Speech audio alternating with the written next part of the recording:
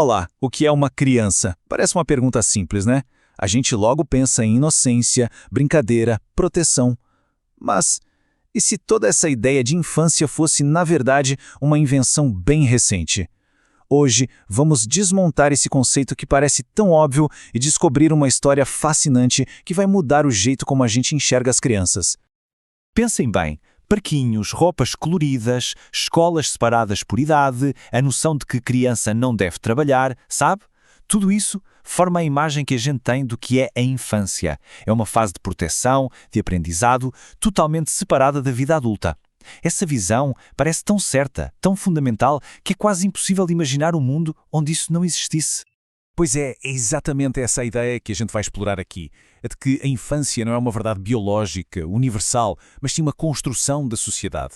Algo que foi sendo moldado, sabe, século após século. Vamos ver como é que essa invenção aconteceu. Então, para começar essa nossa viagem, a gente precisa voltar para uma época em que o conceito de infância, como a gente conhece hoje, simplesmente não existia.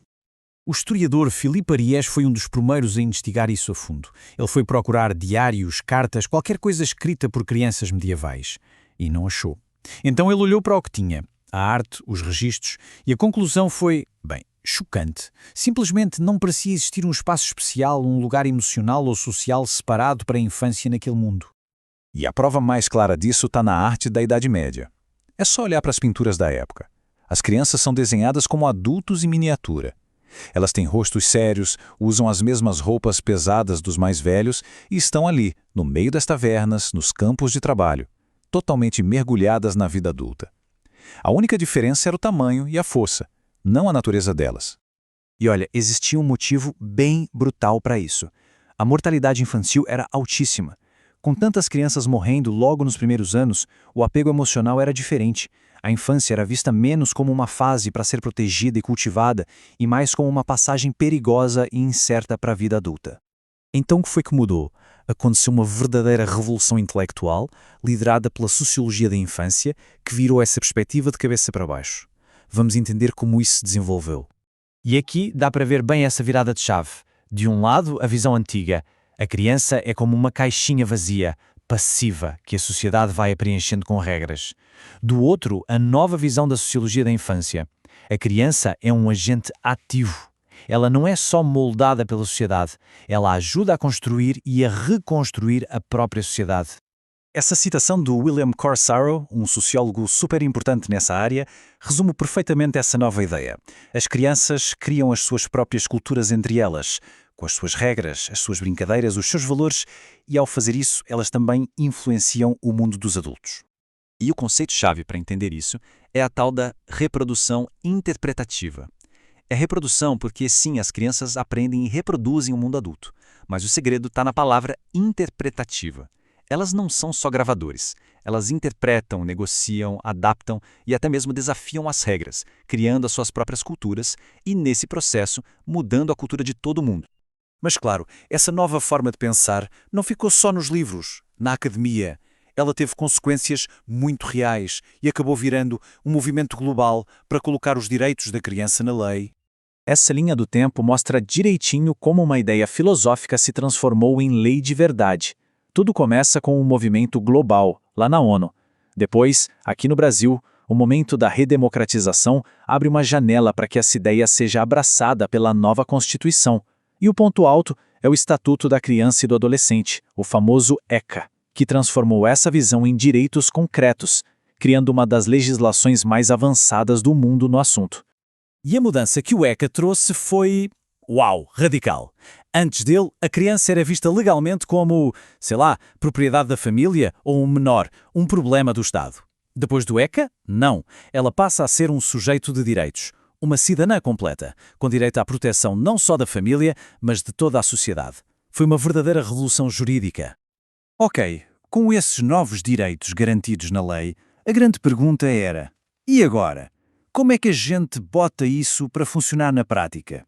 O Plano Nacional de Educação do Brasil, o PNE, foi o grande teste para transformar essa teoria em realidade, principalmente na educação. Aí que entra o Plano Nacional de Educação. Pensa nele como uma grande ferramenta para tirar esses direitos do papel. É um plano enorme, com 20 metas, mas que se apoia nesses 4 pilares. A ideia era simples e poderosa: garantir o direito a uma educação de qualidade para todos, lutar contra as desigualdades, valorizar quem educa e abrir as portas para o futuro com o ensino superior. E para deixar isso bem concreto, vamos focar na meta 1. O objetivo era garantir que praticamente todas as crianças de 4 e 5 anos estivessem na pré-escola até 2016 e que a oferta de creches para os bem pequenos aumentasse bastante. Isso está ligado diretamente ao direito à educação desde o comecinho da vida. Bom, esse plano de 10 anos terminou em 2024. E aí, qual foi o resultado? Será que o Brasil cumpriu as promessas que fez às suas crianças? Vamos dar uma olhada nos dados, no boletim.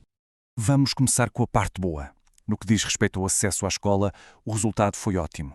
A meta de universalizar a pré-escola foi praticamente atingida, com quase 94% das crianças de 4 e 5 anos na escola. Um sucesso. Mas quando a gente olha para a qualidade do ensino, a história já é bem diferente. Esse gráfico mostra as notas do IDEB, que é o principal indicador de qualidade de educação, mas para o ensino médio. A meta era chegar a 5.0.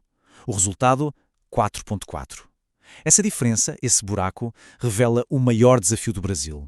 Colocar as crianças na escola foi um sucesso, mas garantir que elas aprendam de verdade ainda é uma grande luta. E esse problema da qualidade, ele começa lá na base de tudo, na alfabetização.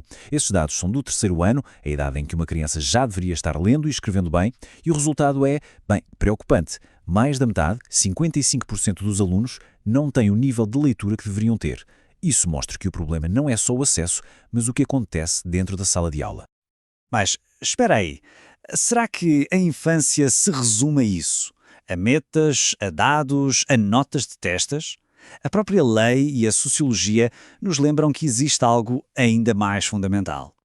Depois de toda essa análise de políticas públicas, é fundamental a gente voltar para a essência do que significa ser criança, porque os direitos vão muito além da educação formal. E essa citação, nossa, ela diz tudo de uma forma brilhante. O direito de brincar, que está na lei, não é um bônus, não é um luxo, é a própria essência da infância. É brincando que as crianças exercem a sua cidadania, que elas interpretam o mundo, criam cultura e se tornam quem são. Sem o brincar, não existe infância de verdade. E isso nos deixa com esta pergunta final que amarra toda a nossa conversa. A gente passou séculos vendo as crianças como objetos para serem moldados. Agora a gente reconhece que elas são atores sociais. Mas será que na prática estamos vivendo essa mudança? Ao criar políticas, ao pensar nas escolas, estamos construindo o futuro para as crianças, seguindo só a nossa visão de adulto? Ou estamos, de fato, construindo um futuro com elas, abrindo espaço para suas vozes, as suas culturas, a sua participação? A resposta a essa pergunta é o que define se realmente inventamos uma infância melhor.